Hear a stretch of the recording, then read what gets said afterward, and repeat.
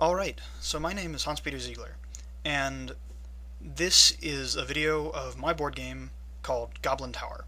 It's a 2 to 4 player, 2 to 5 player board game in which the players take the roles of different architects trying to build a tower to the specifications of their king.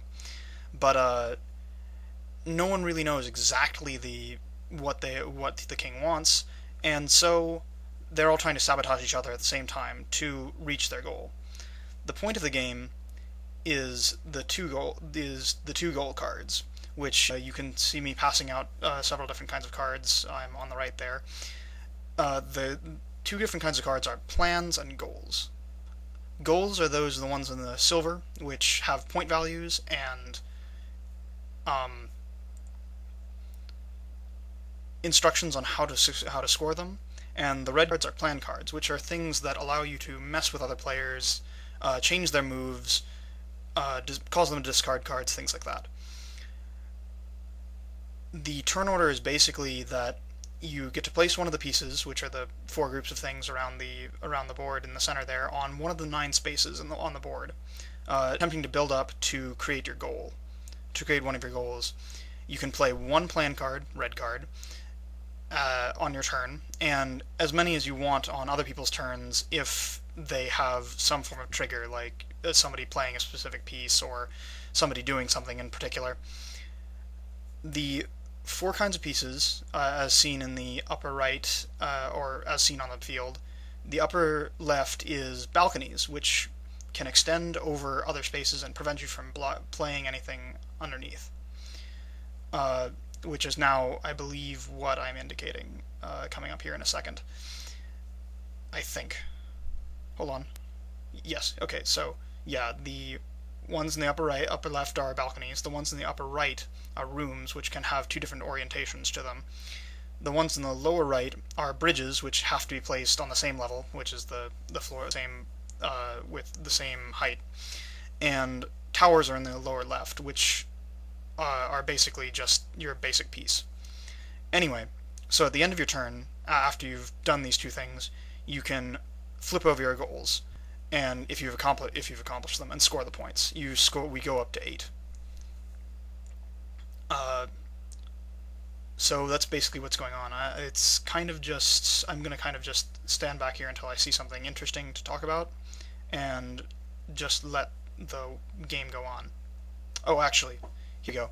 This is actually kind of interesting. This kind of demonstrates. I just played a card there that's stopping him from playing that bridge piece, and now another person is destroying. And now another person is stopping that card, and now I'm stopping that card. This is kind of the thing that goes on in this game, where a player will play something, and then another player will play something, and it'll all kind of mash together until doing something, and now he's just right there has played another card, which stops me from doing what I just did, and basically resets the status quo back to what it was before that whole thing happened.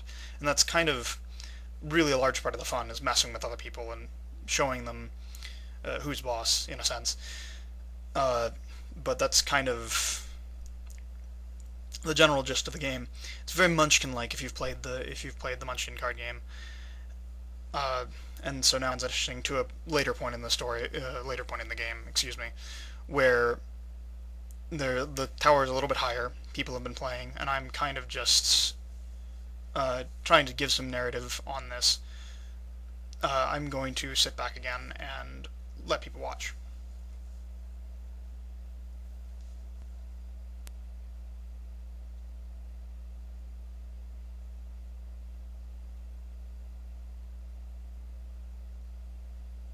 Oh, right. So also, you draw up to 3 cards at the beginning of your turn, and your hand size is basically 3. If you go over 3 cards, then you don't have to discard, you just can't draw any more cards on your next turn. So it's a good idea to get rid of cards at all times, or basically as much as you can, because you get to draw more. I'll sit back again.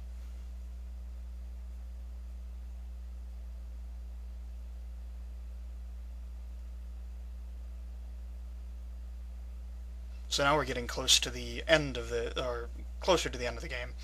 It's kind of the tower, or actually not close to the end of the game, more to the middle of the game. The tower has gotten much larger, as you can see. That's part of the uniqueness of this game, is that there is a verticality to it. You build upwards and you can really see things, and it changes a lot as the game goes on. And really, honestly, between games, this is actually relatively unusual for a game where we've been building up progressively. Most of the time, someone is going to destroy something or has to destroy something to accomplish one of their goals. That, more often than not, yes. So here, he played a card that just destroyed a section of the tower, and the player in the lower left responded by playing a card that stopped that, and now we're kind of rebuilding the tower as it stood beforehand. But as I was saying, but as I was explaining before I cut myself off, the gameplay kind of changes from game to game. Sometimes the whole thing will just be falling down all the time, and sometimes you just, like this, which was kind of a surprise, you build up more and more. But that makes for a lot of replayability, and it's one of the things that makes the game so much fun. I'm really pleased with how that came out.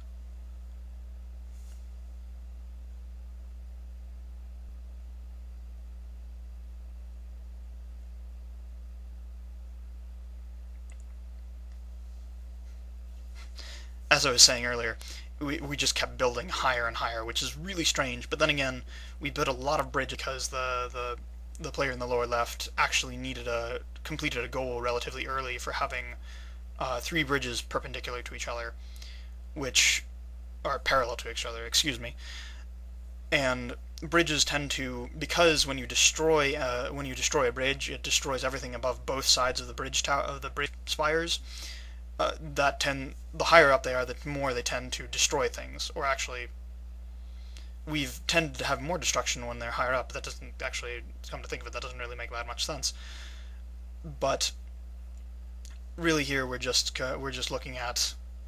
I'm just trying to show. We're just trying to look at the how general play progression feels from moment to moment, frame to frame, and now we're seeing the player in the upper right playing a card called Castle Assault, which destroys one entire tower, tower, which is one of the 9 squares on the board, and the player in the lower left attempted to stop him with a cancel card, but Castle Assault cannot be cancelled by any card at all, and that kind of shows you how it all crumbles down. Both sides of that bridge just got vaporized essentially, and now he's putting in a balcony that's blocking or no, maybe he's not, or yes, he is actually. He's placing the other player is placing a tower on top of it.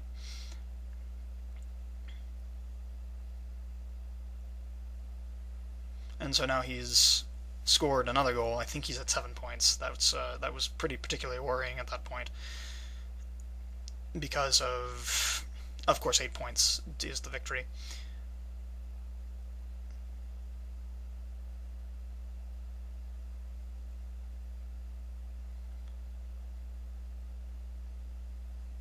But as I stated before, this whole game kind of changes a lot as time goes on, and it changes from game to game, and that's really what makes it the most exciting.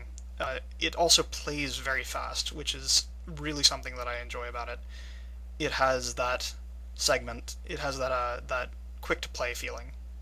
So, signing off, this is Hans-Peter Ziegler. Thank you for taking the time to review this movie.